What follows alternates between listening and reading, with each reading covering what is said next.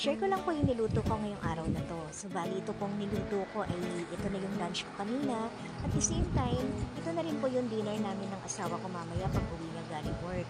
So, maniniwala ba kayo na sa halagang less than 200 pesos, meron na akong dalawang klase ng ulam. Totoo po yun. So, nakita nyo sa first part ng video ko yung pechay. Binabad ko po sa tubig na mayroong asin.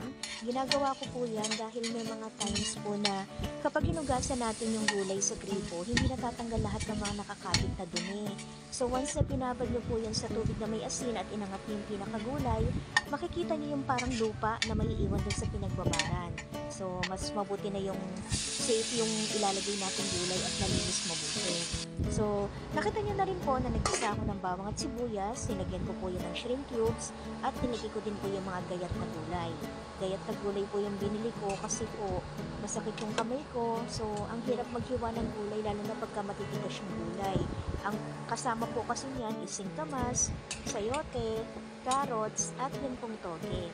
At nakita niyo na rin po, nagpakulo ako ng bias ng baboy. Yan po yung pinakasabaw namin. At ulam pa rin yan ha.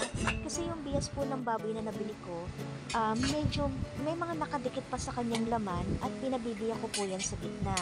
Once na biniyak yung gitna, makikita niyo yung parang utak-utak sa loob. Yun yung nagpapalasa at yun po yung masarap. Favorite po yan ng asawa ko. Ayan, nakikita nyo na po. Kumukulo na siya ulit. Nalagay ko na kasi yung sibuyas at luya dyan. Nilagay ko na yung pechay. At maya-maya luto na rin yan. At isusunod ko na po na gagawin yung ginisa ko kaninang gayat na gulay. So yan, nakita nyo merong lumpia wrapper.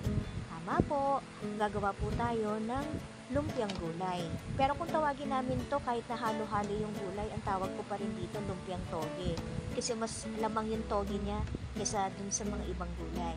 So, babalutin ko lang po ito and then after po nyan, ipiprito na po natin. Pero itong lunch, nagprito lang po ako ng 3 piraso at mamayang gabi bago dumating yung asawa ko, tsaka po ako magpiprito ng mas marami.